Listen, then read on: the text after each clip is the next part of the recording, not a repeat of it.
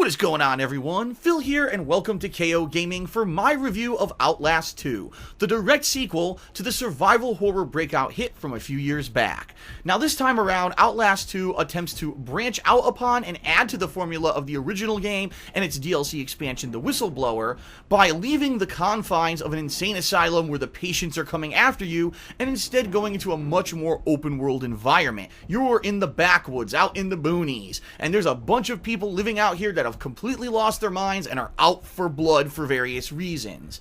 This game has a bunch of things that are very similar to the original, but also has some things that they've changed up. In my opinion, in a lot of cases, it seems like the things that they tried to improve upon may not have come across as improved as they may have hoped, and in a lot of cases, it actually led to more frustration than anything else. This game is still a pretty solid survival horror outing, but there's a few reasons why I feel it may not live up to the potential of the original, so let's talk about Outlast 2. The main protagonists this time around are a husband and wife duo of investigative journalists. You play the role of the cameraman husband, who films his wife as she goes out and tries to solve local mysteries and other kinds of investigative journalism reports throughout the local area. In this particular case, you're looking into the death of a pregnant woman who was actually discovered nearby this kind of backwoods area that you're going into by helicopter at the beginning of the game. A large flash happens, the helicopter crashes, all hell breaks loose, and next thing you know, you're out here in these backwoods by yourself, desperately looking for your wife who seems to have vanished, and you're looking for clues as to where she could have been. You immediately run into trouble as you find these little kind of backwoods village, and next thing you know, the townspeople seem to be completely mentally disturbed, out of their minds, and out for blood. You're going to be using gameplay mechanics from the original Outlast, much to their kind of maximum capacity as can be in one of these survival horror games, meaning you're going to be sneaking around, trying to get into houses while not making a lot of sound. You're going to be going in and out of windows. You'll be utilizing things such as sneaking under beds or hiding inside of cupboards to hide for enemies that are coming from you. And yes, the infamous night vision mechanic of your camcorder that you take with you to film your investigative journalism stories makes a return appearance and is the major gameplay point in the game. Just like the original, Outlast 2 is a game almost completely in the dark. If you're not constantly micromanaging batteries that you find throughout this backwoods area, which by the way really makes no sense, because why are there batteries lying around an area that in a lot of places doesn't even have electricity? You gotta kind of suspend your disbelief here. But yes, you'll be constantly popping batteries and micromanaging that battery meter to make sure that you have enough night vision juice left in your camera to be able to see where you're going and avoid the enemies. Once again, just like the first game, you have no means of defense. You are not a physical fighter, and therefore the best course of action is to try to not alert your enemies at all, or if one of them sees you, start running like hell until you can get to another safe situation. Without spoiling too much, the major premise of the plot of the game is that there's two warring factions of backwoods settlers that are kind of going at it, and they both seem completely and equally insane. On one side is the hyper-religious Christians, who are trying to basically stop fornication and any kind of misbehaving, yet they're stark raving mad. They kill each other, they kill people who don't agree with them, and they're also trying to slaughter every single newborn child born in an attempt to stop the Antichrist. Yeah, it sounds pretty nuts. On the other side, you've got the heathens, those who have split apart from this Christianity group and have gone up into the mountains in order to basically do whatever they want, debauchery, sexual acts, and all kinds of nasty stuff. As you can imagine, you're going to run into tons of pretty gruesome, nasty situations, not for the eyes of children, while you play the game of Outlast 2. Now, similar to the original game, you're going to be going around trying to survive, and there's going to be various different environments and the like. The major difference between Outlast 2 and the original is that you are no longer confined inside of a building, and therefore you're going to find that the environments of this game end up being very different from those of the original. You're no longer kind of hiding in a corridor or under a desk, but more than likely you're constantly moving around from house to house or from tree to tree or ducking into the high grass. You're going to find areas of the game where you're going through cornfields and you really don't have a sense of direction of where you're supposed to be going or what you're supposed to be doing, and that could be kind of added suspense to the game, but in a lot of cases as well, it can actually lead to confusion and annoyance if you end up wandering in circles, not knowing where the hell you're supposed to go or what your objective is, versus in the original game, it was a lot more straightforward, because when you're inside of a building, there's only a limited amount of directions and doors you can open or ways you can go, and it certainly wasn't as confusing for me playing the original Outlast, while during this Outlast 2 outing, it really really did seem like a lot of times I just kind of got stumped as what am I supposed to be doing, and then randomly I would bumble upon what I was supposed to be doing in the first place after wasting several minutes just trying other options. So definitely the open world formula has a different feel to it, but it doesn't always necessarily work. I'll give you a perfect example here of why I feel that it didn't work very well. There's one situation where you're in a part of town where there's this crazy giant woman trying to kill you. If you run into her, she can kill you instantly, or maybe she'll get 1 or 2 hits in before you die. The bottom line is you need to stay away from her because she can kill you really quickly. Well, I was running from her and I just happened to run in this certain direction. I ended up wandering into this back area where she didn't follow me that contained this slaughterhouse kind of deal. While in the slaughterhouse, I solved a quick puzzle and was able to get this little hook. And now I was like, okay, that's great, but now what do I do with this hook and where do I go?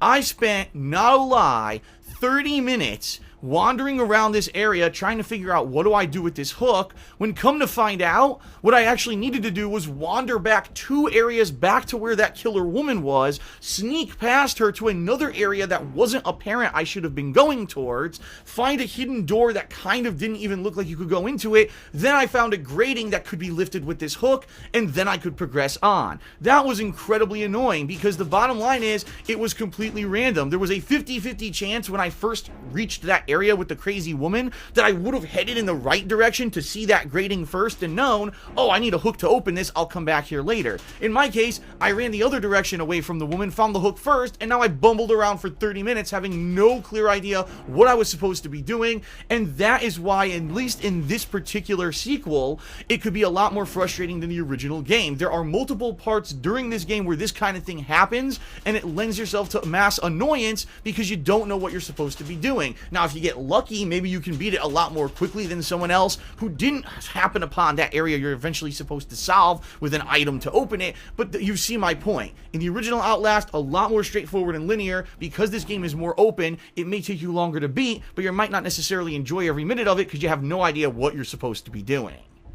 So besides avoiding backwoods crazies to stay alive, there's also another side plotline involving the past of the protagonist cameraman from the 1990s. Something happened when he was in school that's a traumatic event that he keeps reimagining in his head in different various ways, and at certain points during the gameplay, you're going to find yourself pulled out of this backwoods scenario and thrown into the past, the actual school that this guy attended. There's going to be supernatural occurrences and demons and things after you in this school. This is very much similar to the original game because, again, you're now confined inside of a building rather than running out in an open area, and it does have a very major throwback feel to the original game. I really like this, and the cool thing about the game is that it will transition seamlessly between these flashbacks back to the present and then back to the flashbacks again at a later time, so it adds to the suspense of the game. You never know when you're going to get pulled from one to the other, and there's always this ongoing underlying mystery of what actually happened in the past, which, by the way, does actually get explained by the end of the game, which is a good thing. So I've mentioned a lot of things about Outlast so far, but one thing I really haven't mentioned outside of the more open world environments is what has actually changed in the main gameplay of the game. Honestly, my main answer here for you is nothing. It really does feel like the original game mechanics from the original game just put into a new environment and a new plot line. Now, there is one new game mechanic that should be called out. This mechanic is using a microphone in your camcorder to hear how close enemies are.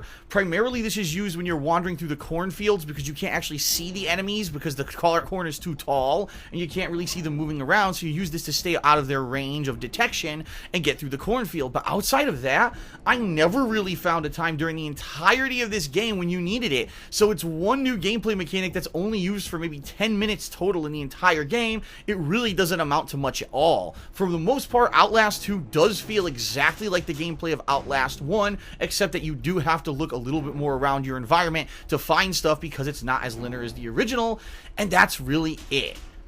Now, Outlast 2 can be beaten within 4 to 5 hours if you choose to kind of ignore the plot line of the game and just try to survive and get through it as quickly as possible. It's not a very long game, which is probably why right now, even though it's a new release, it's being sold at a discounted $30 United States denomination rather than a full $60 like most full AAA games, probably because they knew with such a short game they wouldn't be able to charge a full price tag without massive backlash. But if you actually take your time wandering through the game and looking for all the pieces of lore lore, yes, that's right, like all other survival horror games, this game follows the cookie cutter formula that you have to find a million different pages that have been torn out of various different textbooks, Bibles, and journals and thrown about the game to try to read up and understand its plot. Then this game will probably clock in anywhere from, say, 6 to 7 hours. In fact, my playthrough ended just under a 7-hour run, and I did actually try to actively look for most of these pages that I could find, so there you have it. Now, you'll also be recording certain situations and things that happen with your video camera, and when you play them back, you'll be able to hear a little bit more of the lore of what's going on in the game.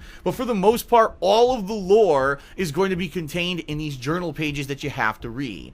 Herein lies one of my major gripes with Outlast 2. In the original game, most of the lore in these pages had to do with the patients of the asylum. You learned about different experiments that were going on with the patients and different kinds of things that were maybe top secret or not even supposed to be known by the public that there was going on that led to everyone going insane and the whole asylum going apeshit. That's all well and good, but I have to say about half of the pieces of lore that I found in Outlast 2 really didn't apply to much at all. You got some scribbled handwritings of bad grammar of these backwoods people trying to write, and a lot of the times it doesn't even make sense or it's just gibberish, and you're like, why the hell did I bother to read that? The other half are from Father Notch, who's actually the priest of the Catholic kind of followers in the area, who wrote this entire gospel of prophetic teachings, which sounds kind of like revelations, and a lot of it, again, just sounds like gibberish. It's very hard to tell what here is important and what here is just kind of crap, and again, that kind of takes away from the game. If they had gone for a more streamlined story where maybe the story was a lot more apparent and you could actually read maybe more interesting logs than half of them that just don't seem to have anything to do with anything, the game probably would have had a story that felt better by the end. And I do have to call this out. There's only one log in the entire game that explains the game's actual premise and ties it to the original Outlast 1. And guess what? In my 7-hour run, I didn't find it, or if I did, I didn't realize at the time that this was supposed to be the big link to the original game and the explanation of everything going on. Therefore, I didn't even get it. I beat the game, and then while the credits were rolling, luckily someone else who had beaten the game and looked up the lore online told me in my stream chat exactly how this game tied to the original and explained to me that I had probably missed the log page, of which there was only one in the game, to explain this tie. That is absolutely stupid. If you have a game like this where the entire game is an ongoing mystery, there's crazy people after you and you want an explanation why, you should give an explanation why by the end of the game. Don't rely that somehow you found the one critical page out of the dozens and dozens that are in this game that's going to explain it. That's really poor game design in my opinion. Thank goodness I'm a streamer and I was able to have someone share the information with me, because honestly I would have been just there scratching my head not understanding anything by the end of the game, and that's a huge shortcoming in my opinion.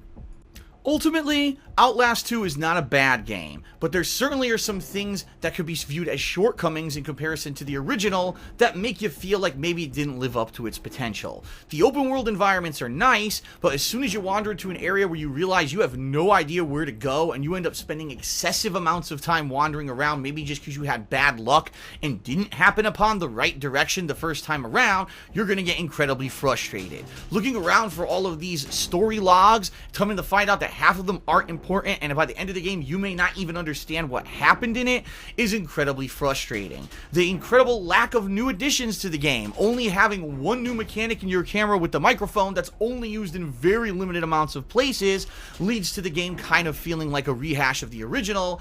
And it needs to be said, the fact that unfortunately you die a lot in certain areas because of beginner's trap situations, like running in the wrong direction straight into enemies that insta-kill you, leading to death after death after death, desensitizes you to the style of death and horror that you're supposed to be afraid of. And by the time you're about halfway through the game, you really don't care about getting killed anymore because you've already died so many times, it doesn't really feel like it's a big deal anymore. So there are a big handful of negatives around Outlast 2 that I feel make it be a little bit inferior to the original game. Not to say that the original game was perfect or flawless, because it definitely had its own shortcomings as well, but this game I feel could have done a lot better if it maybe had a little bit better direction direction and just a little bit less confusion. Ultimately, when I play a survival horror game, do I need all the answers by the end? No. But at least I want to feel like my time was well spent and I at least get some kind of closure. Not that I'm sitting there feeling like maybe they hid the ending behind a DLC paywall or something, which I'm not sure if they're going to do with Outlast 2, but it is pretty sad that someone had to explain to me the end of the game rather than me actually being able to find it for myself. So, a lot of shortcomings. I definitely feel the game is still worthy. If you do like survival horror games, and especially if you like the original Outlast, you'll probably like Outlast 2, albeit there may be a few caveats here that are going to make you feel like it's not as good as the original. I actually give Outlast 2 a 7.5 out of 10. It's better than average, it is an interesting game, but there are some things that I feel should have been improved upon or not as they are in this final game, and ultimately, you may like it, but I did enjoy playing it, but I did feel disappointed by the end, and that's why I give it that score. Well, that's it for my review of Outlast 2, everyone. I'd like to say thank you for watching, and I sure hope that you enjoyed it. If you did, please consider giving it a like right here on YouTube and subscribing to KO Gaming, where I'll be putting out reviews for all the big releases in this year and the future as well. Please check out the description of this video for a link to my raw playthrough of Outlast 2 if you'd like to check that out over on my other partnered channel, DSP Gaming. Or you can also check out some pretty fun links, including a link to my Teespring merchandise store, a link to my Loot Crate discount code. I actually now have an affiliate link for the 1UP Box feature subscription program as well. And I've also got a Patreon at patreon.com/DarksidePhil, where your pledges earn you some pretty cool monthly perks, as well as get you in on big level goals, so check that out as well. As always, folks, thank you very much for watching, and I'll see you next time, right here on KO Gaming.